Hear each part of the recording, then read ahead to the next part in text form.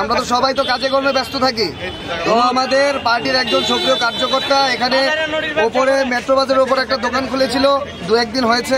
তো দোকান খোলা নিয়ে তাদের পার্শ্ববর্তী একটা পুরনো একটা দোকান আছে, উনি প্রতিনিয়তই মানে যেদিন থেকে খুলেছে ওই দিন থেকে একটা ঝগড়ার মতো করতো যে কেন দোকান খুললো, এখানে আমি একা ব্যবসা করছি। তো এই করতে করতে করতে করতে জিনিসটা আরো বড় হয়ে যায়। তো আজকে যে প্রণব পোদ্দার যাকে মারা হয়েছে, ওনার যে স্টাফরা আছে, স্টাফরা নিচ দিয়ে যাচ্ছিল, তখন ওই দোকানের স্টাফেরা ওদের উল্টাপাল্টা কথা বলে। তো কথা যখন বলে তখন কি হয়, তখন মালিক হিসাবে এই মালিককে জিজ্ঞেস করতে যায় যে আপনার স্টাফরা এরকম কেন এরকম ব্যবহার করলো, এই করলো সেই করলো।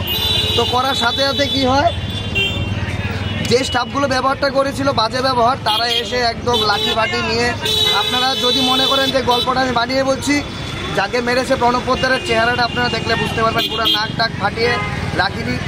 কারণ এগুলো হয়েছে কি জানেন, যে আমাদের যে সুষ্ঠুভাবে যে সমাজ চলছে, সমাজকে নষ্ট করার জন্য এসব কিছু কুচক্রীরা ঘুরছে, যেন সরকারের বদনাম করতে পারে, এরকম কিছু কার্যকলাপ। নাকি অবৈধ কোনো কাজকর্ম কিছু এখানে আমি তো জানি না অবৈধ হয় কি হয় না, কিন্তু এরকম মহিলাদেরকে দেখলাম, মানে যেরকম ভাবে আচরণ করছে, কিন্তু মনে হয় না যে সুষ্ঠু পরিবেশ এটা। একটা ছেলের লোক ঝগড়া হয়েছে, কি মানে ইস্যুটা কিটা ইস্যুটা মানে তাদের একটা স্টাফকে জিজ্ঞেস করা হয়েছে যে মানে তারা ট্রেনে বিষয় নিয়েছে, এখানে একটা ছেলে আসতো যে উল্টাপাল্টা কথা বলছে, এখানে নিয়ে ওনাদের কাছে নিছিলাম। এরপরে একটু তর্ক হয়েছে, তারা 4-5 জন হয়ে গেছে, আমার পাশের দাদারা মারছে, আমাদের উপরে অ্যাটাক করেছে। মানে অ্যাটাক করার কারণটা কি, মানে কোনো আগের মানে কথা নিয়ে পূর্ব কোনো মানে কোন জায়গার ঘটনাটা? মেট্রো বাজার পাসপোর্ট। কিসের দোকান দাদার আপনার? আর ওই তো ওনার কি ঘটনাটা ঘটেছিল যদি বিস্তারিত বলেন। আজকে আধা ঘন্টা আগে আমাদের কাছে একটা রিপোর্ট আসে যে মেট্রো বাজারের মধ্যে একটা মারামারি একটা হয়েছে শোনা যাচ্ছে। তো খবর পাওয়ার সঙ্গে সঙ্গে আমরা যাওয়ার পরে দেখতে পাই প্রচুর লোক। এখানে একটা পার্লার আছে আপনার 2nd ফ্লোরে, টাচ অ্যান্ড গ্লো, এখানে কিছু লোক জমা ছিল।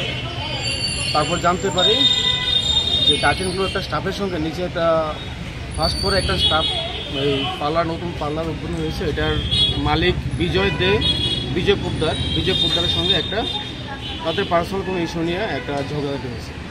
তার মধ্যে একজন বিজয় পোদ্দার একটু আহত হয়েছে। তা আমরা এই যে আপনার উপরে পার্লার যে স্টাফ ছিল, টাচ অ্যান্ড গ্লো স্টাফ একজন আছে আপনার সাগর সরকার, তাদেরকে রেস্কিউ করে নিয়ে আসবে। এখন সে আমাদের হাতে আছে। এখন যদি কোনো পক্ষ থেকে কেস ফেস হয় সেটা ইনভেস্টিগেশন করা হবে। এমনি কীরকম আহত হয়েছে বিজয়বাবু? এমন তো কোনো কিছু বলা যায় না, কিন্তু ওনাকে এখন তার পরবর্তী সময় হসপিটাল নিয়ে যাওয়া হয়েছে। তাদের বক্তব্য কি, যাদেরকে আপনারা রেস্কিউ করে এনেছেন? তাদের বক্তব্য হলো এখানে একটা তাদের বার্থডে পার্টির প্রোগ্রাম করছিল না টাচ অ্যান্ড গ্লোর মালিকের।